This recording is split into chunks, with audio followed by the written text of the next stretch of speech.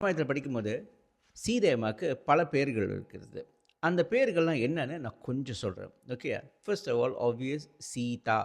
சீதா என்பது இப்போ ஒரு விவசாயம் பண்ணும்போது ஒரு குழி தோண்ட மாட்டாங்க. அதில தான் நம்ம பயிரிடுவாங்க. அந்த அந்த விதையெல்லாம் போடுவாங்க. ஒரு ஒரு ஒரு லாங் ஸ்ட்ரெச் ஃபர்ரோன்னுவாங்க இல்லையா? அத பண்ணிட்டு தானே போடுவாங்க. அங்க கண்டுபிடிச்சாங்க அவங்கள. அப்ப அந்த அந்த அந்த குழி வந்து இட்ஸ் கால்ட் த சீதா. அதனால அவங்க பேரு அங்க கண்டுபிடிச்சனால அவங்களுக்கு பேரு சீதைன்னு அர்த்தம். ஜானகி இது வந்து அவங்களோட அப்பா அந்த நாட்டின் அரசன் ஜனகா. அதாவது ஜனகாவின் புத்திரி ஜானகின்னு வந்துச்சு. அதுக்கப்புறம் வந்து மைதிலி. அதாவது அவங்க இருந்த நகரம் மித்திலா என்ற ஒரு நகரம். அப்ப மித்திலாவின் புத்திரி அந்த நகரத்தின் வந்தவங்க மைதிலி. கடைசியானது இன்ட்ரெஸ்டிங்கான விஷயங்கள். அதுதான் வைதேகின்னு சொல்லுவாங்க. வைதேகி அதாவது மித்திலா வந்து சிட்டில அதோட நாடுன்னு பார்த்தீங்கன்னா, விதேஹா என்ற ஒரு நாடு.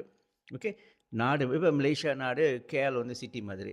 ஸோ விதேஹா வந்து நாடு, அ மிதிலா என்று சிட்டி. அப்ப விதேகால வந்ததுனா, விதேகாயின் புத்திரி வைதேகி. அது ஒரு நிமிஷம். இதுதான் சூக்ஷ்மமா இருக்கிறது. வைதேகி ஆல்சோ மீன்ஸ் அதாவது உடம்பு இல்லாதவங்க முக்கியமா எதுவும் எதுவும் நடந்தாலும் கர்மத்தின் பிரதிபலிப்புன்னு ஒரு விஷயம் இருக்கு.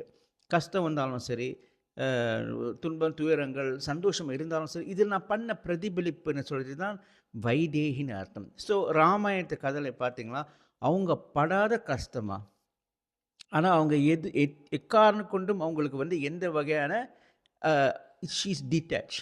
அந்த டிட்டாச்மென்ட் உடல் இல்லாத அதாவது உடல் ஆசைகள் இல்லாதது, உணர்வுகள், உணர்ச்சிகள் கட்டுப்படுத்தி அவங்க வாழ்ற வாழ்க்கை பேர் தான் வைதேகி. அது ஒரு மீனிங். ஸோ நம்ம வாழ்க்கையிலயும் எது நடந்தாலும் நம்ம பண்ண கர்மங்கள் பரவால்ல.